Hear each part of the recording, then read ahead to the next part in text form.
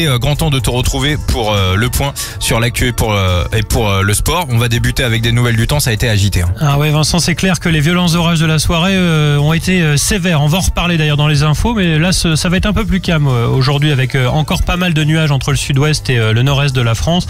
Il va faire beau et chaud dans l'est et près de la Méditerranée. Attention, une nouvelle dégradation orageuse est prévue en fin de journée entre le massif central et le nord-est. Et puis pour demain dimanche, on aura toujours ces orages entre les Pyrénées et les frontières de l'est, mais le soleil arrivera à s'imposer dans le nord et dans le sud-est. Alors côté température, il va faire en moyenne ce matin 18 sur les côtes de la Manche, 20 sur la façade atlantique, 25 en région parisienne et dans les Hauts-de-France, 28 en PACA, à Strasbourg et en Bourgogne.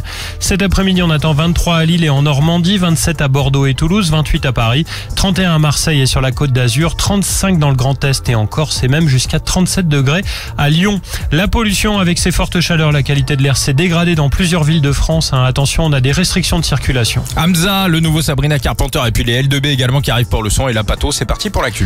Le dispositif Sentinelle renforcé en France. Plus de militaires vont être déployés dans l'Hexagone en raison du contexte international et du conflit armé entre Israël et l'Iran qui s'est vraiment intensifié ces dernières heures.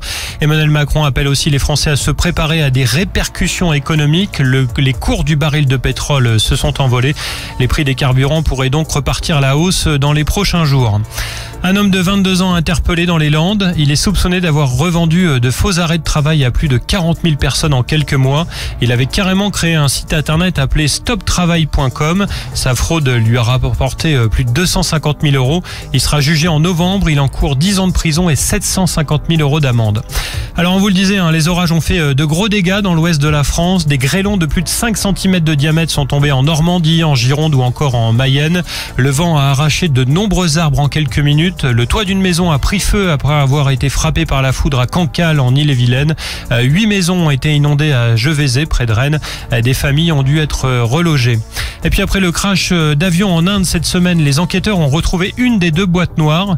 L'appareil d'Air India s'est écrasé sur un quartier résidentiel 1 minute après son décollage. Cette catastrophe a fait 265 morts. On enchaîne avec le sport, Pato. Et J-1 avant l'entrée du PSG dans la Coupe du Monde des clubs. 2 semaines après leur sacre en Champions League, les Parisiens vont tenter de décrocher un nouveau titre prestigieux. Il va d'abord falloir passer les phases de groupe. Ils sont dans la même poule que Seattle, Botafogo et l'Atlético Madrid d'Antoine Griezmann. La compétition démarre dès ce soir. L'Inter Miami de Lionel Messi a rendez-vous avec les Égyptiens d'Al Ahly. Coup d'envoi de ce match d'ouverture à 2h du mat, heure française. Et puis des nouvelles de Paul Pogba. Plus de 800 jours après son dernier match en Italie et sa suspension, le champion du monde 2018 a le droit de rejouer depuis le mois de mars. Il est toujours en recherche d'un club. Eh bien, sachez que l'AS Monaco lui aurait proposé un contrat de 2 ans. Même si c'est pas encore signé, les négociations pourraient aboutir dans les tout prochains jours. Parfait, le mercato on suit ça. Merci beaucoup Pato, on va te retrouver tout à l'heure.